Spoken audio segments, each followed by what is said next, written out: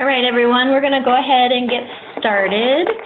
Thank you for joining us for this Cultivate Michigan webinar. We're going to share with you how it works and how to help institutions sign up in hopes that you all can be ambassadors and advocates in your various parts of the state. Quickly, I wanted to do some introductions.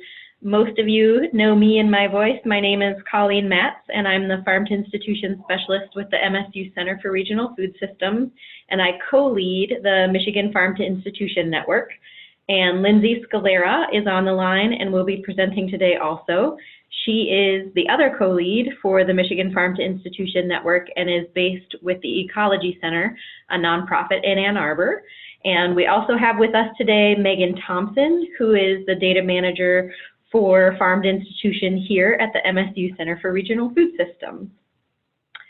So as I mentioned, today's webinar is for our partners with MSU Extension and other organizations that can serve as ambassadors and provide assistance on the ground to help institutions join and stay engaged in Cultivate Michigan. The goal for our webinar today is that by the end, you will have a clear understanding of what the Cultivate Michigan campaign is, so you can talk about it with institutions and help them sign up and participate. We'll start with a presentation covering what Cultivate Michigan is and how participation works, and then go through the actual sign-up process. We'll end with a couple of stories that bring Cultivate Michigan to life, showing off some of what our institutions are doing to use Cultivate Michigan as a framework for their work. Quick housekeeping, please either hold any questions you may have to the end of this presentation when we should have some time to address them, or feel free to plug them into the chat box at any time and we'll get to them as soon as we're able.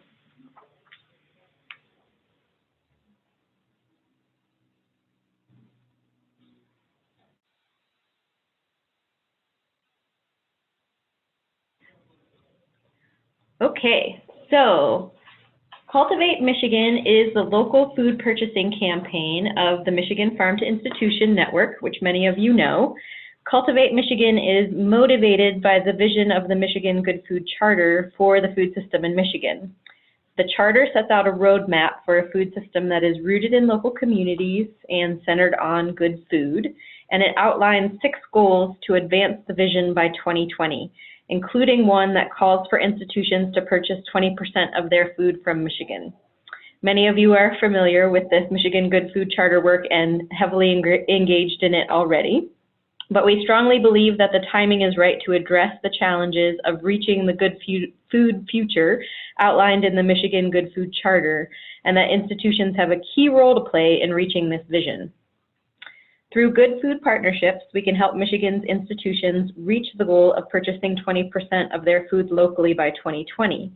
Through Cultivate Michigan, these institutions can track their progress towards this goal and support our Michigan farmers in working to profitably supply local food to Michigan institutions. Now, the Michigan Farm to Institution Network is comprised of the people and organizational structure behind the Cultivate Michigan campaign. The network is co-coordinated by the MSU Center for Regional Food Systems and the Ecology Center, as I mentioned, with support from MSU Extension. We're not going to talk too much today about the network itself, but institutions should know that by joining Cultivate Michigan, they'll also gain access to this group of people and the benefits of a network working together to help institutions source more Michigan foods. More generally, though, MIFIN welcomes all farm to institution stakeholders as members. So whether you just want to stay in the loop through the monthly newsletters or whether you want to get actively involved in one of the subcommittees, we'd love to have you. You can find more information about the network there at our URL, www.myfarmtoinstitution.org.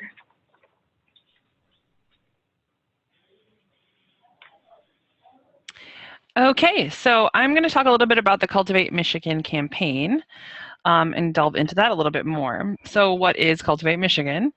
Like Colleen mentioned, we're addressing one of the goals of the Good Food Charter, and that is that by the year 2020, 20% of all food that's served in Michigan institutions will come from Michigan. So Cultivate Michigan is our local purchasing campaign that supports this goal, and it helps institutions track their local purchasing. So when we say institutions, what we mean is schools, school districts, colleges and universities, early childhood programs, hospitals and healthcare systems, long-term care facilities, those types of organizations. But it can also mean some other places that don't fit among those categories, but who serve food and want to participate. So what do institutions get from participating in the Cultivate Michigan campaign? So first of all, it's a way to commit to that goal of local purchasing and to track that local purchasing. And the information is all in one place, and we'll go over that a little bit later. But the reason that's important is because as interest from the communities that these institutions are serving, interest is increasing in local food. So the ability to track that local food purchasing and communicate about it is increasingly valuable. So institutions, like Colleen mentioned, they also gain access to the Michigan Farm to Institution Network, which is a statewide network of other food service buyers, researchers, farmers, vendors, distributors, everybody who cares about increasing that local food purchase in Michigan. And the other benefit I want to talk about is that we, part of the network, or part of the Cultivate Michigan campaign, is our featured foods. So each year we feature 4 Michigan foods seasonally. And we put together a number of materials that institutions would access if they're participating in Cultivate Michigan. So we have these really nice, beautiful, full color posters and window decals that hang in dining areas and kind of gain the attention of diners. And we also produce product guides that include information on how to source these products from Michigan.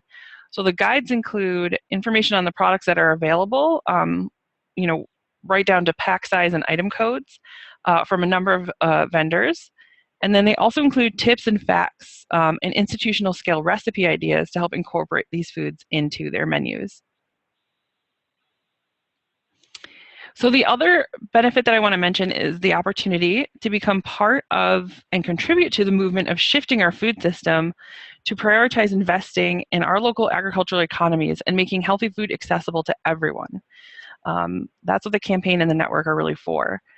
So we know that of the 40 institutions who are already participating in the campaign, more than 100,000 meals across the state are impacted on a daily basis. And we're just getting started. We're only a couple years old. So Cultivate Michigan is an opportunity for those institutions to track their progress, but it's also an opportunity for all of us to collectively track our progress towards these goals. And as we do, as we track that, we'll be able to better make the case for investing in and supporting this local food supply and for supporting purchasing efforts, because we'll have the ability to quantify the impact that this local food purchase is having across the state and in the individual communities. So we know that tracking is a very real way to help pave the way for more institutions to engage in local purchasing. So now we'll talk a little bit about the impact. So far, you can see that we had 40 institutions signed up already, and that they're serving about 100 meals on a day on average. Or I'm sorry, 100,000 meals. That's much more. We're still collecting data from 2015, but we had 10 institutions report on their spending in 2014, and that's what the chart here is from. And you can see that asparagus, blueberries, tomatoes, and apples were our featured foods for that year. And a majority of spending on all of them, except for tomatoes, was spent on Michigan-sourced products.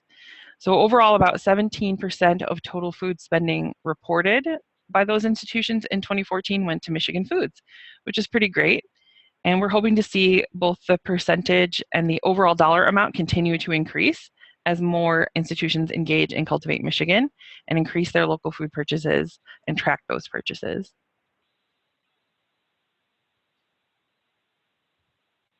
So we'll talk a little bit about these featured foods. What we want to do is encourage and support the increase of Michigan food purchasing across the board, but especially if you're new to this, it can be hard to know where to start. So the featured foods are a way of having a starting framework for local purchasing. They're products that we know are available from Michigan. They're deliberately chosen to help institutions think seasonally about their menu planning, including what is truly available in Michigan throughout the year. So you can think of the featured foods as a roadmap for increasing local purchasing, while at the same time, it's helping our supply chain partners understand better what the institutional demand is for these foods. So while we're working to increase demand, working with our institutions, we're also working to increase supply, including to the right markets, through the right channels, and in the right forms that institutions need. So the featured foods for 2016, as you can see in the picture, are carrots, kale, I should say them in the right order, kale, carrots, potatoes, and cherries, and we're focusing this year on dried and frozen cherries. So featured foods from 2015 were milk, peppers, winter squash, and dry beans. And we basically keep adding to that list to make a suite of local foods that are available in any given season. I want to give you some examples of our materials. So we put these together for each of the featured foods in posters of several different sizes that can be hung around the food service area to promote the Michigan products that folks are serving. Here's a photo of our winter squash poster. And then we also create a purchasing guide, like we mentioned, for each of the foods. So this is a screenshot of our kale guide, which was just released. Up on the screen, you can see that the guides include tips for preparation and storage, recipes that are scaled for institutional use, and the specific information of where to procure these Michigan-grown versions of these foods.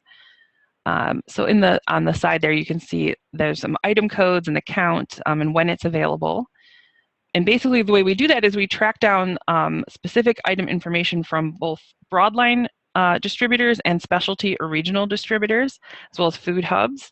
And we're just trying to make it easier for the folks who are doing the purchasing to order these Michigan products as easy as possible.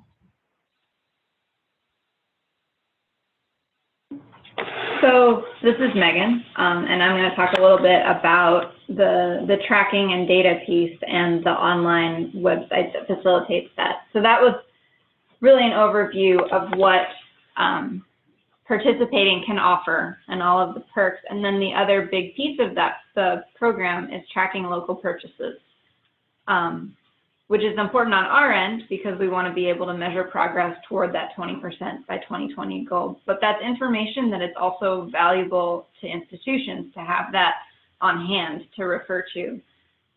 But we know collecting and entering data is not always easy and it takes some time. So we do want to consistently emphasize that having that information available to refer to can pay off and can be really helpful in the long run as interest in local food grows. So the main, the main tracking piece is the quarterly surveys, which there are 4 each year, covering 3 months at a time. And they ask about purchasing from Michigan and overall of each of the featured foods, and then also at the end ask more generally about Michigan and overall purchases of all foods. And in a couple of slides, I'll go into a little more detail on these, the quarterly surveys, including with some screenshots so you can see what an institution is actually looking at on the website. The information that's entered into these surveys will be visible to the account holder, the institution, through their dashboard on the site, but it won't be shared publicly except in aggregate with all the other numbers from other institutions. So it's not individually identifiable anywhere.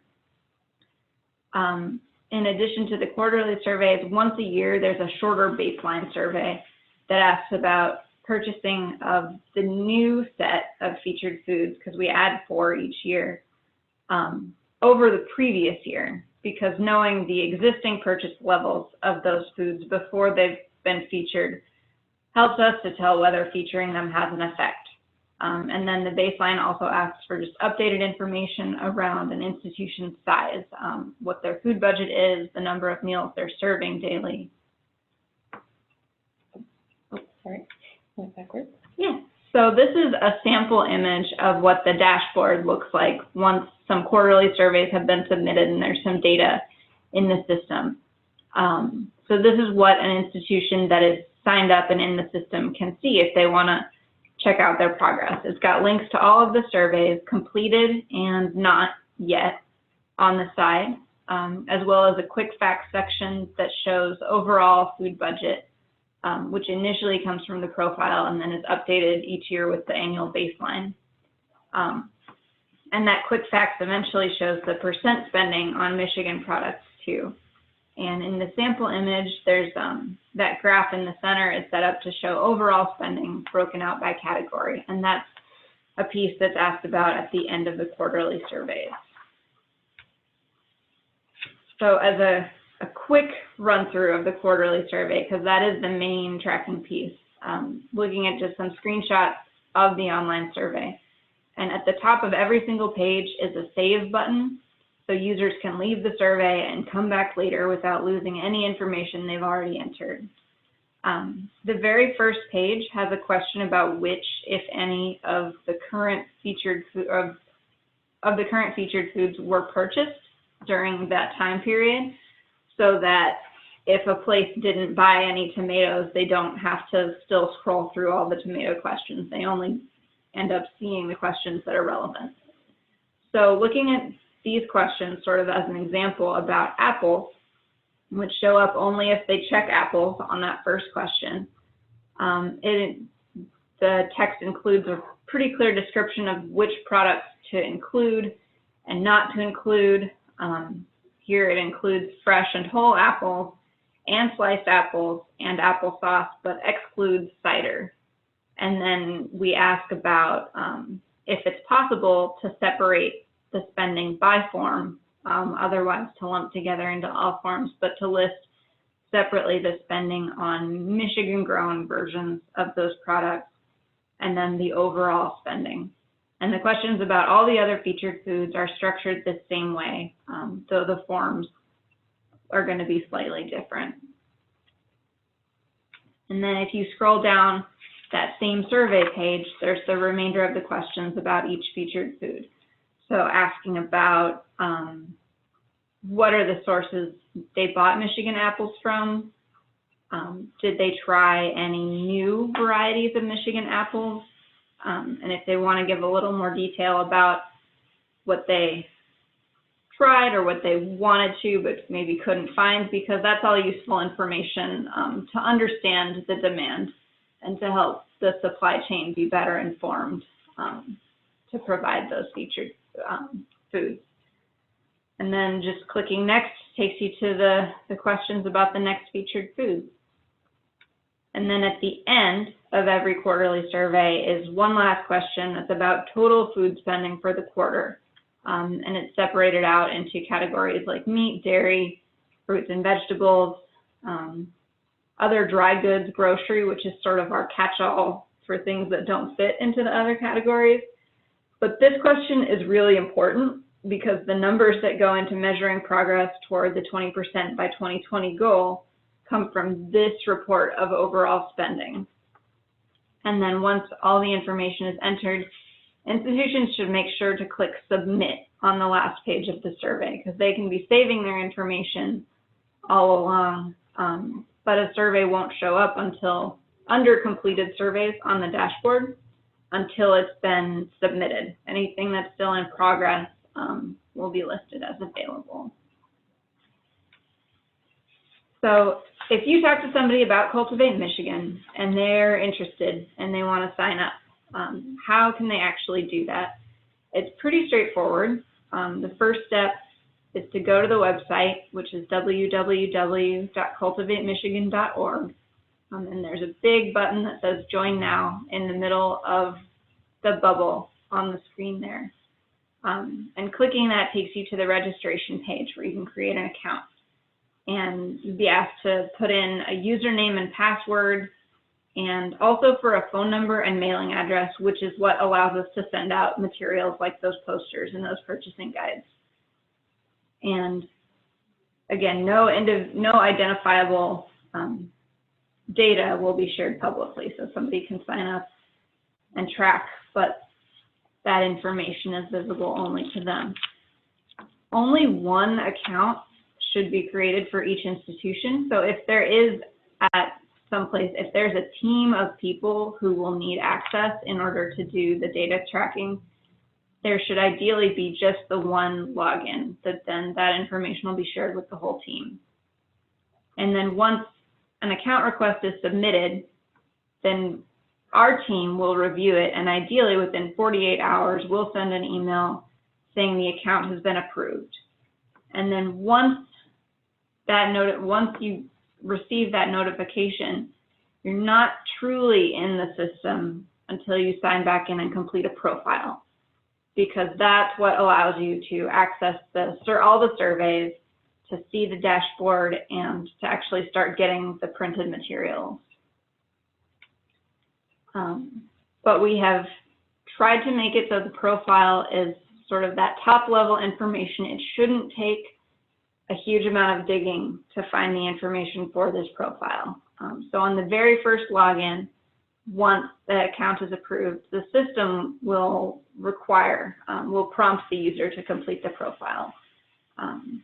And they can't get to the dashboard and all the other surveys until they've done that piece. And the profile asks for the name and address of the contact person, who is ideally going to be the food service director or buyer. Asks for the type of institution, whether it's somebody from a school or a school district, or from an early childhood site, or a hospital. So there's just a list to pick from. Asks about the number of meals served by the food service program on an average day. Whether the food service program is self-operated or if they're using a food service management company. General requirements for food vendors around insurance or food safety certifications, if they have any. And then whether they've purchased any local foods in the past. So like I said, it's pretty self-explanatory. There's one piece that can be tricky, which is that if an institution has just one facility or has just one food service program, then it's simple. And they just fill out the profile using their institution name, whatever they put in when they signed up for an account, and they go on to answer the survey questions with the information for that facility. The place where it gets more complicated is if somebody is responsible for multiple food service systems. So if they're a health system with multiple sites, if they're a school food service director who's managing food service for multiple school districts, then there are two choices of where to go with that. The first is to fill out a single profile with the information for the broadest institution, like the whole health system or the districts lumped together. And then with that, they'll put in the institution name they use to set the account up, and the profile and all the future reporting will have the aggregated information for the whole system put into it. The other option, if they want to be able to track separately, is to make separate profiles for each facility under the umbrella of that single account. And to do that, they'll start, when they get into the profile, start by choosing one of the facility names to put in and go ahead and complete the whole profile under that single facility and submit it. And then when they go to the dashboard, that's where they'll be taken right after, then there is a link there to add another institution. And clicking this lets them complete an additional profile for any additional facilities or additional districts. And then in the future, they'll fill in the information for each of those facilities separately. And that allows them to have like a separate record for each of the pieces, but all accessible under that one account and one login.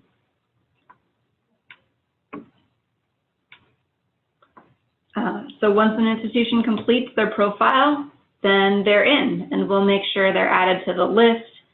So they'll start receiving Cultivate Michigan materials. They'll have access to their dashboard and can start reporting purchase data and actually seeing their progress over time.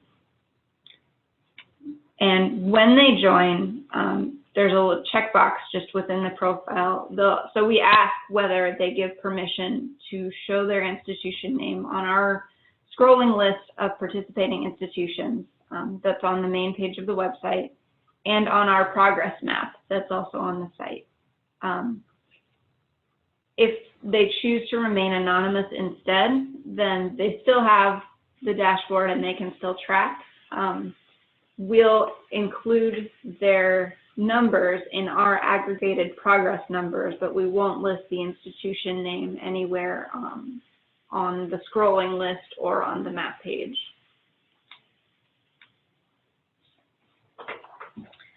So now you know all of those details about how to sign an institution up for Cultivate Michigan. We wanted to share with you a little bit more about how some of our member institutions are using Cultivate Michigan.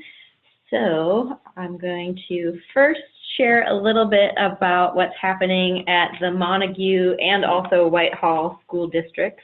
Some of you may know this guy here on the right. His name is Dan Gorman. He's the food service director at Montague and Whitehall Public Schools, and he's been a longtime farm to school practitioner already. He's part of the My Farm to School grant program, which is offered and managed by us here at the MSU Center for Regional Food Systems. And in case you hadn't heard yet, he's the first USDA One in a Melon winner for Michigan this year, which was just announced recently. Dan has used Cultivate Michigan's featured foods as a framework for highlighting local foods in his school food service program. And the super cool part about his program is the additional link to culinary education. So there's a new collaboration with the food service program, the Muskegon Area Career Tech Center's Catering and Culinary Management Program, and Cultivate Michigan that all came to fruition last November at those school districts, Montague and Whitehall. So key players involved in this effort are Dan Gorman, the food service director, Lynn DeVlieg, who is with Real Food Seed. She's the Real Food Seed coordinator, and SEED stands for Student Engagement Every Day, and she's at both school districts. And Alyssa Penskar, who's the chef instructor at the Catering and Culinary Management program there. So in September, they brought the challenge of developing tasty, school-appropriate recipes using winter squash to the culinary students. And the students dove into the challenge with great results. 7 recipes were sampled until a final 2 were selected to be presented to all of the students in both Whitehall and Montague school districts. The 2 winning recipes were squish squash nachos and cinnamon roasted squash. The culinary students all together prepped and cooked over 360 pounds of Michigan butternut squash to produce 4,000 samples to be served to students over the 2-day event at all 8 school buildings in Montague and Whitehall. And on November 11th, all students and staff in the Montague School District were able to sample the new creations, and on the following day, the Whitehall schools enjoyed the same flavorful items. So according to Alyssa Penskar, the program offered a great opportunity for our students to get real-world experience in developing recipes, large-scale production, direct service to the guest, and evaluating results. So that all was kind of framed under having Cultivate Michigan as a featured food in the fall. And Lindsey's going to tell you about what's happening at Beaumont Hospital. Sure thing. Hi. So Maureen Husick at Beaumont Hospital is the nutrition services supervisor, and Beaumont's located in Royal Oak. So Maureen is also participating in another program, similar, related, called the Healthier Hospitals Initiative, and it's part of the Healthcare Without Harm Healthy Food and Healthcare program, where she's also tracking her local food purchasing, as well as some other metrics around sustainability in food. So Maureen really goes all out when she is promoting the Cultivate Michigan featured foods, which you can see in the pictures here.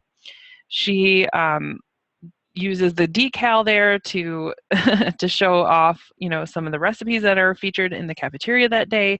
She's using the Cultivate Michigan logo to highlight and share where there is local food available in the grab and go area, in the retail section, and she's also highlighting them on the salad bar.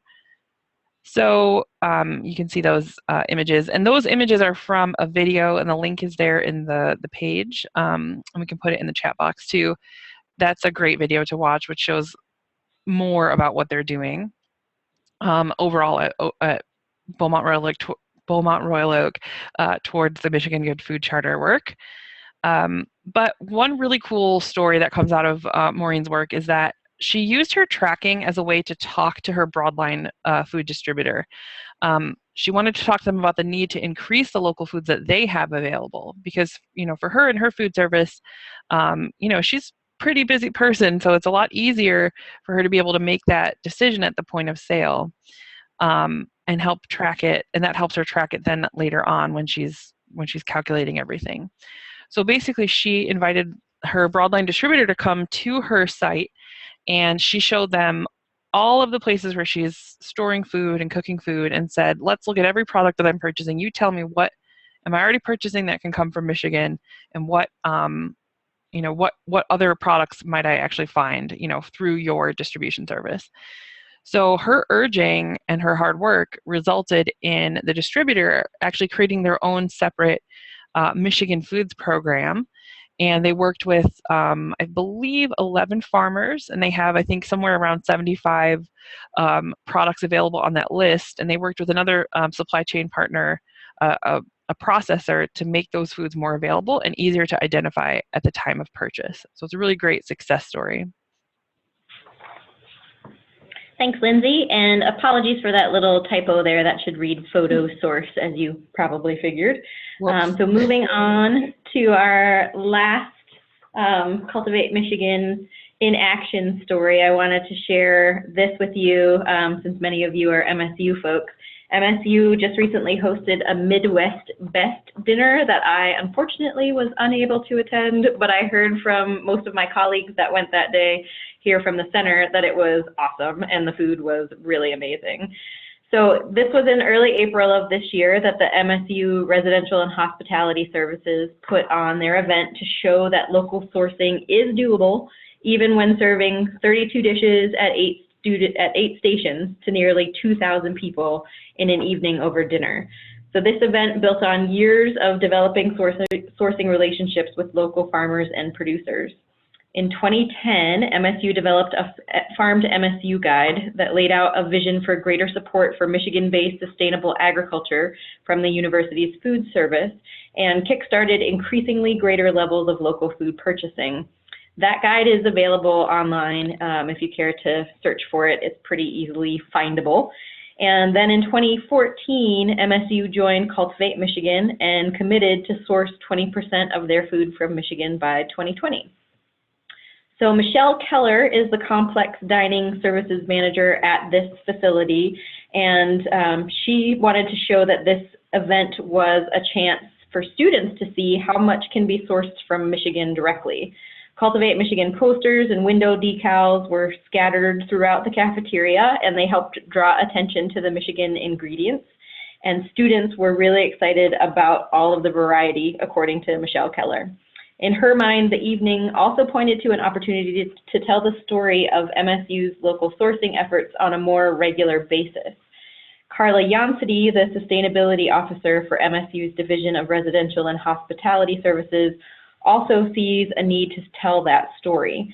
She said that students are asking those questions now. Where is my food coming from? What's in my food? So explaining these days, she hears questions about the source of food much more often than whether or not it's organic. And she found that many students enjoy seeing food from their hometowns on the menu. She said that a lot of students really resonate with foods from their home communities. So Carla Yancity, together with Cheryl Berry, the Marketing and Communications Manager for our culinary services, were the primary organizers of this event. And the two are presenting a session this July at the National Association of College and University Food Service Conference in Anaheim, California, to discuss how to plan and organize this kind of event at other schools. So Cheryl Berry mentioned that educating students about food sourcing and benefits of supporting local farmers is an important part of our marketing program here at MSU. Students are eager to make the connection about where their food comes from, and it's our duty to bring that educational component to them in the dining halls. So you'll see here a little highlight of Michigan asparagus, since this was a spring Midwest Best Dinner, and a number of our chefs there, including Chef Kurt Kwiatkowski is on the left side in the black chef's hat there. So there was a lot of support from all of MSU residential and hospitality services behind this event, and they even brought in some folks like the Michigan Bean Commission and the Student Organic Farm to show some of those connections to the local producers. So as you can see, some of our institutions from K-12 schools, hospitals, colleges, and universities are doing some really cool stuff with using Cultivate Michigan as a framework. And I hope that gives you some ideas for how you can talk to your institutions about it. So if you want more information, you can certainly find more details at cultivatemichigan.org, but you're also welcome to contact any one of the three of us. You'll see our email addresses there on the page. Megan is the one to go to specifically for any questions about how the profile survey works, the quarterly survey works. She manages all of that data stuff. So if your institution is having trouble walking through any of the data entry parts of Cultivate Michigan, feel free to be in touch with Megan. And Lindsey and I can certainly help answer any other questions or help connect people to local food sources, other local resources, whatever you may need. We'll at least try to do that. So we do definitely have time for questions, so I'm happy to entertain any questions through the chat box, or feel free to speak them over your phone or mic if you'd like.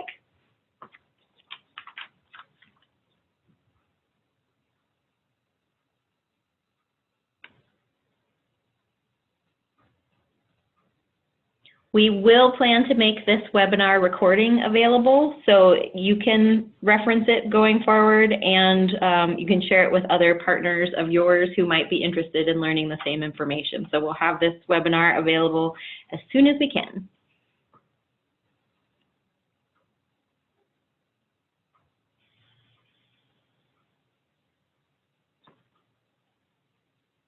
I'm not seeing any questions in the chat box. Going once, going twice.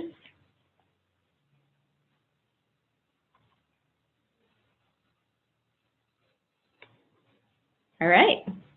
Well, assuming that there are no questions or that you'll get in touch with us after this webinar, we will bring this to a close, and thank you very much for joining us today.